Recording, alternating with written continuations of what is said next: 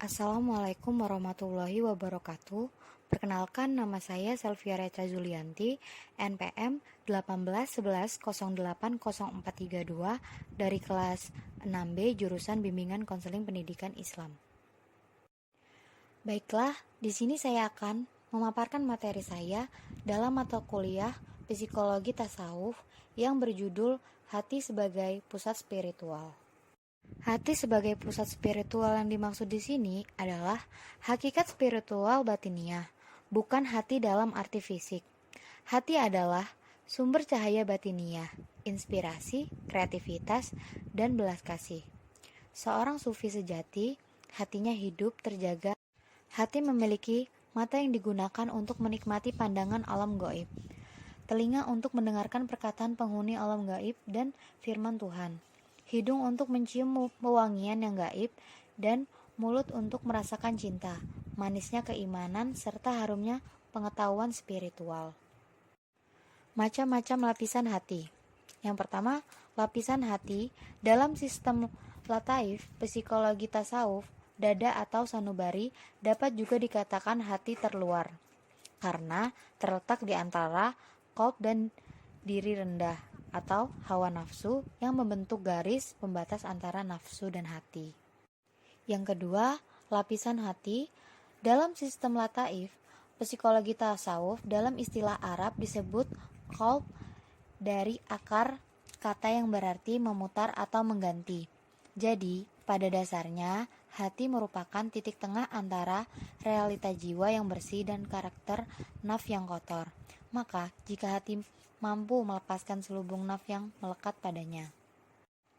Yang ketiga, lapisan hati fuad. Dalam sistem lataif psikologi tasawuf, fuad, hati lebih dalam adalah tempat penglihatan batiniah dan inti cahaya. Maka, yang gaib menjadi nyata dan keyakinan semakin menguat. Yang dimaksud dengan pengetahuan dan penglihatan yang menyatu dalam kolbu dan fuad adalah pengetahuan dan penglihatan sejati, yaitu pengetahuan dan penglihatan batiniah yang melahirkan kearifan sejati. Hatinya tidak pernah mendustakan apa yang telah dilihatnya. Yang keempat, lapisan hati dalam lub.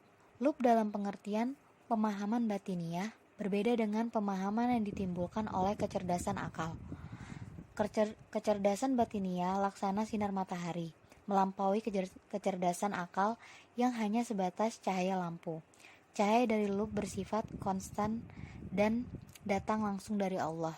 Hati yang sehat dan bersih, atau hati yang suci dari setiap nafsu yang menentang perintah dan larangan Allah, dan dari setiap penyimpangan yang menyalahi keutamaannya, sehingga ia selamat dari pengabdian kepada selain Allah dan mengambil hukum pada selain Rasul-Nya, karena hati ini murni pengabdian kepada Allah Subhanahu wa Ta'ala, baik pengabdian secara keinginan, cinta, berserah diri, kembali kepada ajarannya dengan bertaubat, untuk memasrahkan diri, takut akan siksaannya, dan mengharapkan karunia-Nya.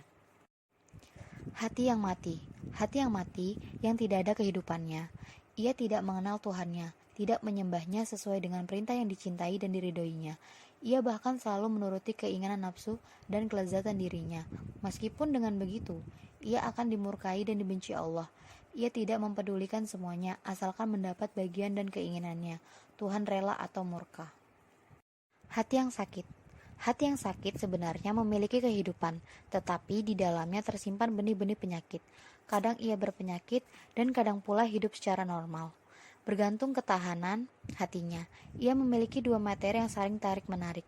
Ketika ia memenangkan pertarungan itu,